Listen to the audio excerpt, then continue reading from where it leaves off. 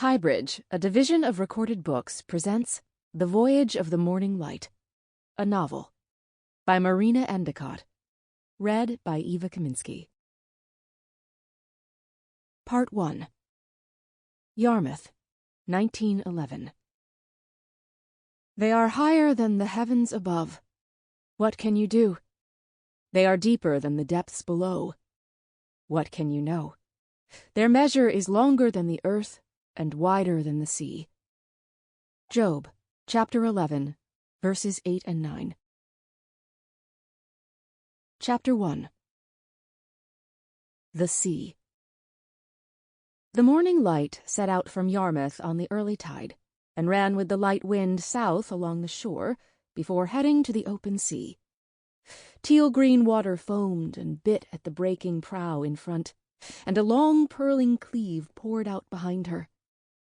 Kay was at first made uneasy, not by the motion of the ship, which thrilled her, but by the gradual shrinking and eventual disappearance of the pier, which had seemed to anchor them to land somehow. She had never been to sea before this. Shifting into deeper water, the ship settled, sails filling to a taut curve, and made way. Thrumming along the Narrows in a stiff breeze, they passed John's Cove on the way to Cape Fourchou. Seaweed covered the rocks there in vivid green locks, cascading, slippery, deeper strands revealed by the tide now glinting black-brown in the sun, the darkest ropes of it like rippling hair let out of braids for sleep. Like a dark head no longer on her pillow, but askew in the doorway, shadow slipping sideways. Kay caught her mind's eye back from that. Past the wave-washed rocks, there was the clean stretch of empty shore that their little party had strolled along when Aunt Lydia took them to the May Day picnic, their first week in Yarmouth after the long journey from Alberta. Kay had stood stock still on the gravel, not even allowed to take her shoes off to feel the sand slumping beneath the soles of her feet, that graceful submission against bare skin. She did not know the point of coming to the seashore when Aunt Lydia would not let her wade at the wave's edge, while the women walked the pebble path along the beach. From the ship, the land looked different, a different country, no longer their own. Past the last bare solitary rocks, out here in the nothing, in the expanse of green and grey, what was to pull them back to land? Francis spoke of voyages he had made without sight of land for 100 days or more, without fresh water or milk or anything green save the scum on the water barrels, following the whales when he was a boy.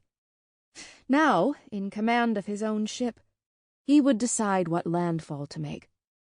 Being careful of his new wife, still strange to Kay that he and her sister Thea should be married, on her maiden voyage, perhaps they would saunter along the coast for a while. Not that Kay wanted that herself. Once they passed out of the shallows into the great roll of ocean, she lost the unconfessed fear that she might be a poor sailor. Feeling only electric vigor, she pitied Thea suffering in the parlor. They were out of sight of land now. Kay tucked in close beside a neat, tri-coiled pyramid of rope and held tight to the rail. Mind more at ease, but fists still tight with the possibility of falling into the ice-green water. Beside her, the crew ran back and forth in obedience to orders Francis or his first mate called out, repeated by the men in a verse and response, like the litany in church. None of the shouts made sense to Kay. They were almost in a foreign language. Belay, she knew.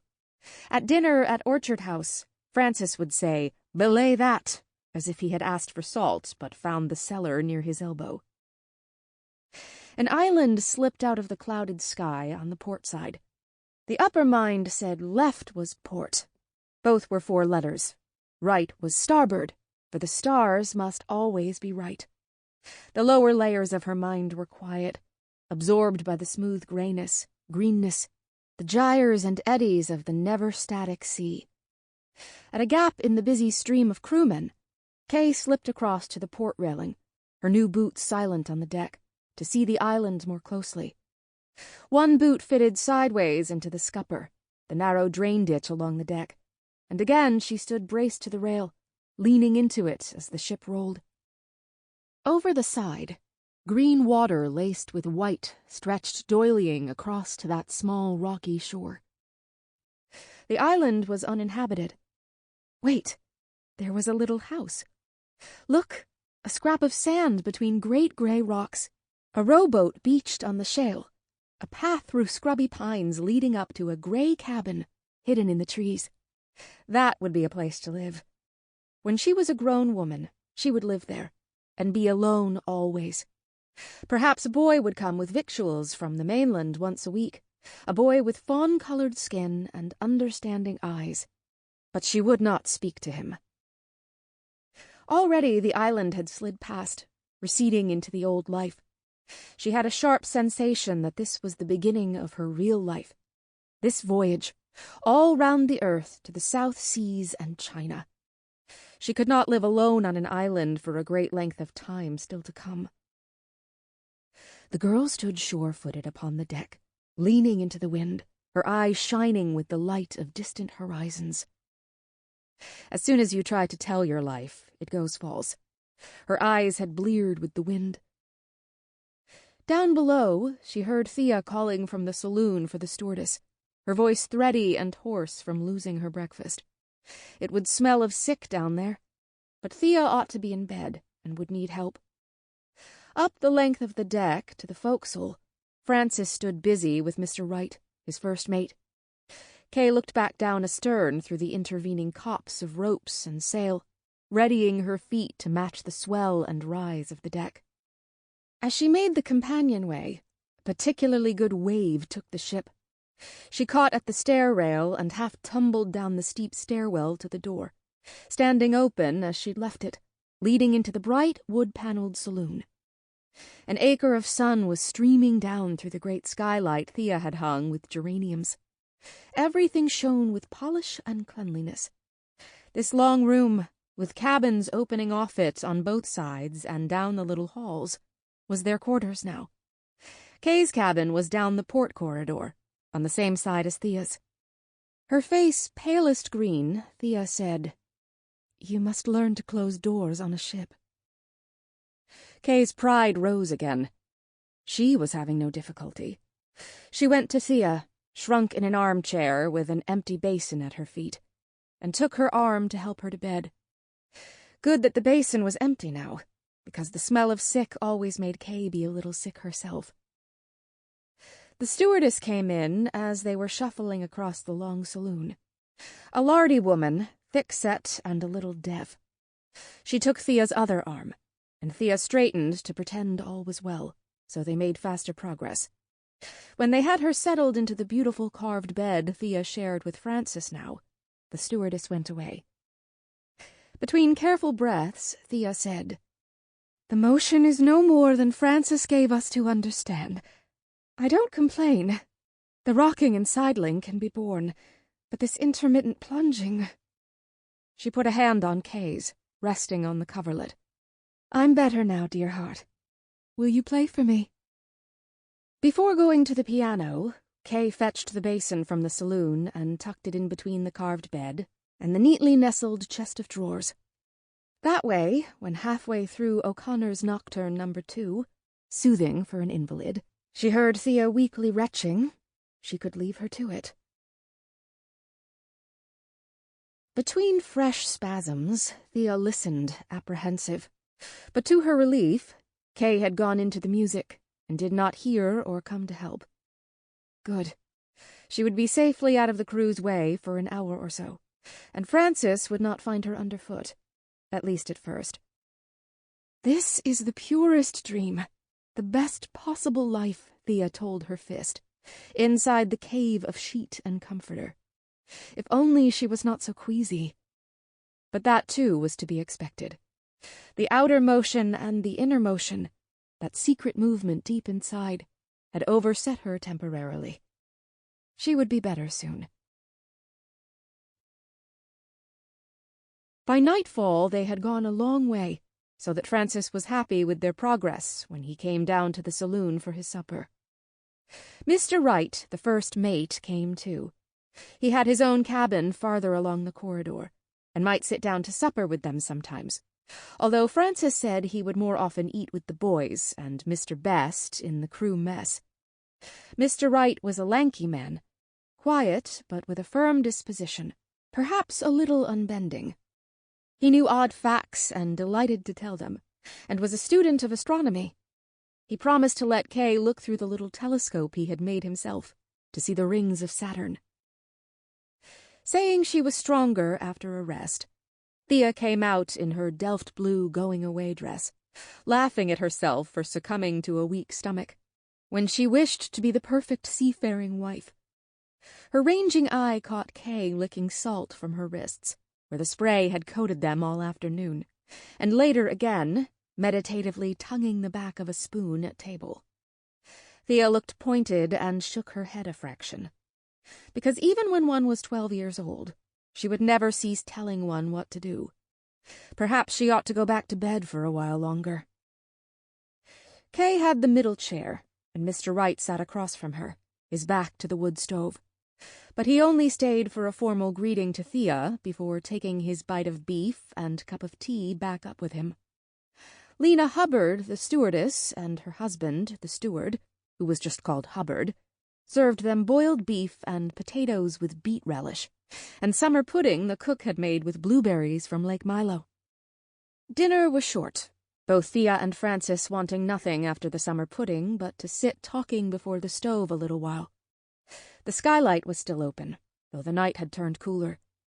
They spoke softly to each other, a word or two rather than sentences.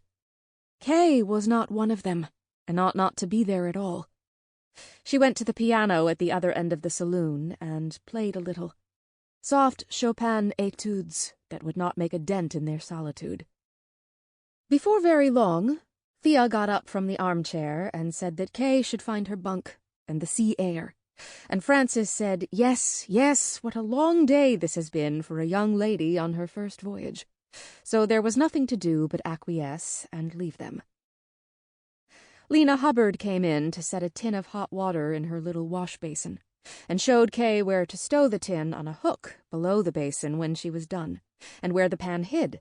For if one did not want to go along to the head, as they called the toilet closet on a ship, in one's nightgown. The cabin was satisfyingly trig and trim. Dark wood boards fit tight together made the walls, curved as the ship's wall was curved, and the last of the August twilight glimmered in through the port, a thick, round, bolt-fastened window over the bunk. The feather bed was tucked up taut with a blue wool blanket, and above it ran a shelf with short walls for a book and a small lamp.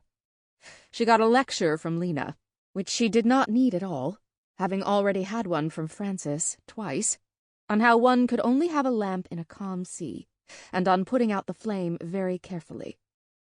Kay did not mind being lectured to at first. It was only when the people ought to know that she would know that she grew irritable. Lena gave her a pat on the knee, saying she was already a great sailor, and they would soon have her in the Navy, speaking as if she was a child still. At last Thea came and kissed Kay's cheek and left, her blue skirt filling the door and emptying out into the corridor to go back to Francis, who was her husband now, shutting the door behind her. You must learn to close doors on a ship. Alone in her bunk, Kay stared sightless at the wooden ceiling, recounting her life so far, putting it into language. I have bad dreams. I cannot be left. She was afraid to dream here, in case Francis put her off at the nearest port, because it had happened before, at Orchard House, Aunt Lydia Wetmore's spreading white villa out at Lake Milo. Then there had been such a clanging and a whispering, and the sacred telephone being used to ring up and summon Thea, so that she harnessed Auntie Bob's pair herself and drove the wagon out from Yarmouth Town at 5 a.m, before the trolley car began. Kay had not slept since waking the house by shouting with the nightmare, but had dressed herself and sat stiff as a mummy on the top stair, waiting for punishment or something worse. She felt darkness as huge as a bear inside her, eating and eating, becoming larger. Hearing the wagon's arrival, Kay had got up her courage to go downstairs. Aunt Lydia's daughter Olive stood bandy-legged in the front hall, staring at Thea with her pale fish eyes almost popping out, her upper lip strangely trembling. "It is too much, Theodora. Too much. You cannot expect us to— And Forrest away, too. And the house in an uproar, and Mother. Mother did not sleep one wink last night." Fish in the eye, rabbit in the lip, light hair frizzed over her ears. Kay found Olive very ugly, and was glad that she was not related to her at all, because she was Thea's cousin on her mother's side, and Kay had had a different mother who was not from this stupid place. "It was not so bad," Kay told Thea in her bedroom, as they packed her trunk again. "I woke up in the upstairs hall, that's all. I had been shouting a little." "What were you dreaming?" Kay did not want to say. "The bare trees were coming down to the shore like bones walking, and we had to run. I had to warn them." Thea bent to look under the mahogany bed. "Where is the blue valise?" "The attic, I think. Aunt Lydia said it was too old and should be put away." "Well, run and get it."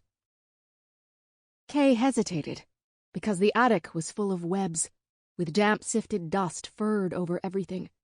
But she could not bear Thea to reproach her for cowardice, and the valise had belonged to her own mamma, Eliza Warner Ward, and she did not want to leave it in this house.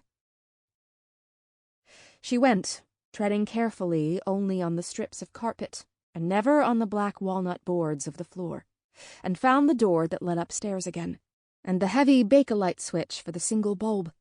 Then up, coir matting on the narrow attic stairs sharp under her stockinged toes, into the lofty space under the roof. The light was dim, so early, but there, tucked under the eaves, was her valise. EWW in gold letters on the side. Still clean, because Kay had only arrived yesterday morning. The only clear, clean thing in this blurred space. The valise's black bone handle fit her hand. The attic was only dusty, not haunted. The rope dangling from one rafter was not a noose, or at least not a noose for a person. Then they all said that she must leave Aunt Lydia, who was not Kay's own aunt, but Thea's mother's oldest sister, out at Lake Milo, and go to Auntie Bob, the youngest sister, who could use a girl to run and fetch for her. Terrible prospect. At the gray house with the tower on Parade Street in town. All afternoon at the gray house they sat with Thea in the round front parlor at the bottom of the tower. Aunt Lydia and Cousin Olive, Aunt Queen, the middle sister, and little Auntie Bob, all speaking in low voices, as if that meant that Kay, huddled on the window seat, could not hear them. Aunt Lydia and Aunt Queen said again that they had no patience with father, nor with their sister Maria, for being so determined to throw away everything civilized and trek out to the wilderness with him, for all the good it had done either one. It was a foolish venture, and if he was so determined to help the Indians, surely he could have found some nearer to home. Thea reminded them that father had sent her home to go to normal school, as he promised, and that it was only to be expected that he might marry again, being widowed so early, and history went on being retold. So Kay looked at raindrops on the curving window, and found two to follow down the pane in the slowest race imaginable. Then the aunts began telling Thea about boarding schools in Nova Scotia, where Kay might be very happy. School was what Kay was not allowed to talk about, or what could only be talked about in a certain way, and she sat growing cold while they discussed nourishing meals, teaching philosophy, and suitable study for young ladies, such as home economy or Pittman's course in shorthand. The aunts talked on as the room grayed into evening. No fire lit to cheer them, no matter how chill the rain, because it was August. About difficult eventualities, and 12 years old, oh dear me. At last Aunt Queen brought her mouth into a line, and pushed the bottom lip out, and said that hospital treatments had been found efficacious for— ahem. At that, Thea stood up so sharply that the tea cart jittered across the shining floor. She put out her hand to Kay. "Please excuse us," she said to the aunts. "I must give Kay her drops." "Mastoiditis," murmured Auntie Bob, who did not often align with her sisters against them. Thea shook her head without looking back. "Only the earache. She has a proclivity." Kay said nothing. Anything she said would be wrong. Thea bustled with the drops and made Kay get straight into her nightgown, though it was only 6 in the evening and they had not had their supper, and turned down the coverlet on the cot Auntie Bob had put up in the dressing room, and knelt beside her to say prayers. She kissed Kay and said, "We have not been happy for a long time, but now we will be." The night and day had been so jolting that, without wanting to, Kay slept. In the cool darkness of the Yarmouth night, Thea heard her sister gasp, then a tight, impending silence. She slid her feet from the quilt, darted across to the cot, and touched Kay's face to wake her. "All right, dear heart," she said. "All's well. Just a dream, just a dream." Kay's eyes were open, but she was not seeing this room at Auntie Bob's. She looked frantically to the wall, and away, and back again, staring. After a minute, she whispered, "I try not ever to think about things, but sometimes I can't help it, Teddy. I think it will escape, and I will break open bleeding and die, or run away and lose you." "And leave me, you mean?" "Yes, but then I would lose you, too." "I will always find you." "You could not find Annie when she ran away." Thea saw again the bent form beneath bare branches. Too late. "Do not leave me," Kay begged her. Thea opened the bed covers and climbed in beside her sister in the narrow bed. "No, no, I will not leave you. I will never leave you, or lose you, or let you be hurt," she said, murmuring and whispering into Kay's ear, into her hair and the nape of her neck, as Kay turned in the cot, and gradually her shuddering stilled. At breakfast the next morning, Thea announced that Kay would not stay with Auntie Bob either. There was nothing for it but Kay must sail with them. Someone, it was Auntie Bob, the one Kay had almost liked, said that some might say it was a sad thing to have a younger sister tagging along on a honeymoon, especially one 10 years awaited. That was also Kay's fault, although nobody said so, because Thea had had to come out west to care for her after her mother died. Anyway, Thea and Francis had had a proper honeymoon in Halifax 4 months before, in May, when they first arrived, when they were first married, and Kay had first been sent to stay alone with Aunt Lydia. She had kept her dreams clamped up that time. There was only 1 day left before the morning light was to leave. Not enough time to assemble her kit.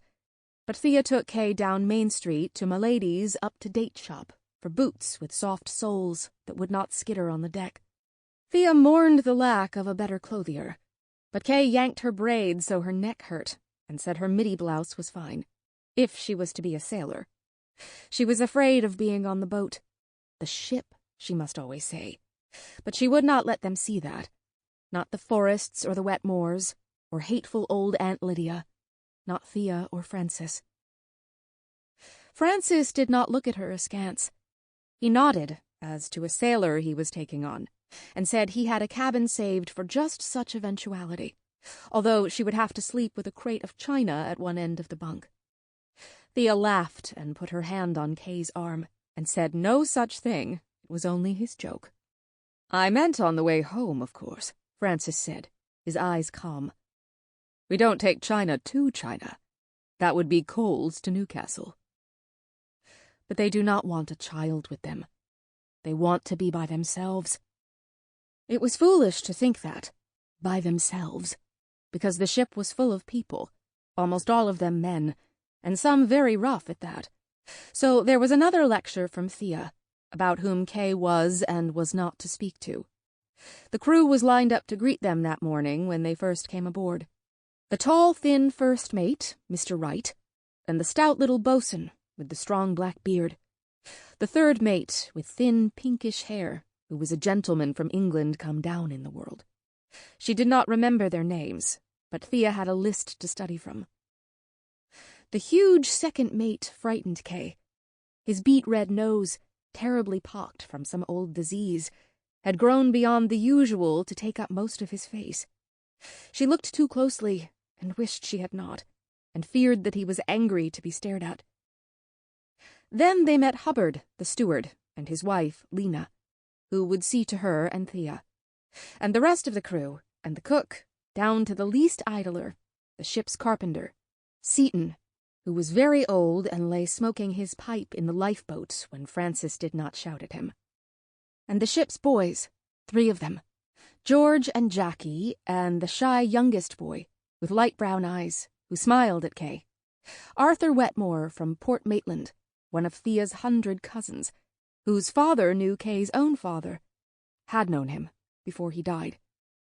Arthur leaned against the foremast to talk to her, until he was shouted for, because he was new himself, only on his 2nd voyage. So now she knew that the bitter end of the rope goes in the scupper, when making the ballantine coil of 3 circles in a piling, untwisting, circling round and round. Roused by some change in the rocking movement of her bunk, Kay woke.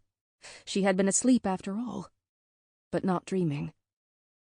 She lay quiet, but the change in motion gave her a galvanized wakefulness that could not be ignored. The porthole only showed blank darkness. Kay pushed back the blankets and stood, careful with the rolling, to pull on her skirt and shawl over her nightdress, and slip bare feet into new brown boots. The cabin door opened without creaking. She shut it carefully, silently, and made her way along the dark corridor to the stairs and up to the deck like a cat creeping up to look out, except a cat could not hold so tight to the rope handrail, onto the deck.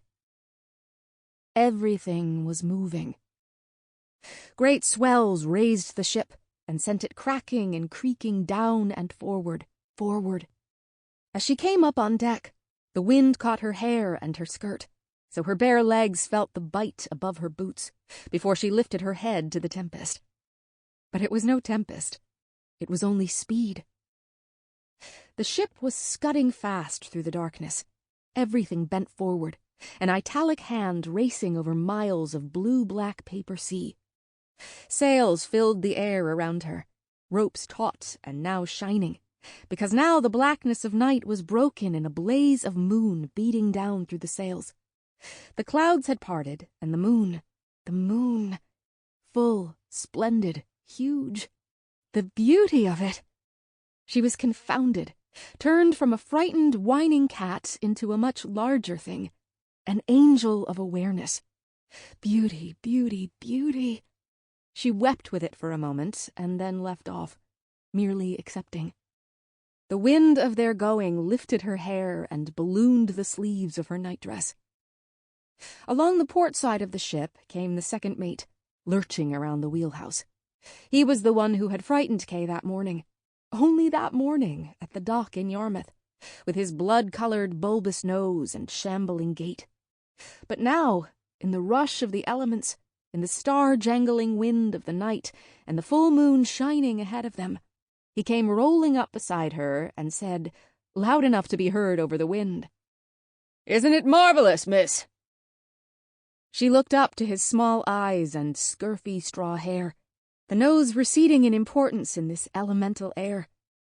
Grinning like a great fool, he said, "Isn't it the most beautiful thing you've ever seen? To ride before the wind on a night with a moon." Kay nodded and nodded. Yes, beautiful. Chapter 2. Boston. The ship became the world. They had a house to live in, the long skylighted saloon and their cabins aft, and the deck for their outdoor walking path, as long as they kept out of the way of the work. Another flight of stairs down from the aft saloon, they were allowed to visit the trim galley, fitted out like a carpenter's bench with every needful tool on its hook, all polished copper and wood and steel-lined bins. The crew lived farther down, where Kay was not to go. Deepest below in the hold was all case oil and coal, But Kay loved the orderly smell of the... Sample complete. Ready to continue?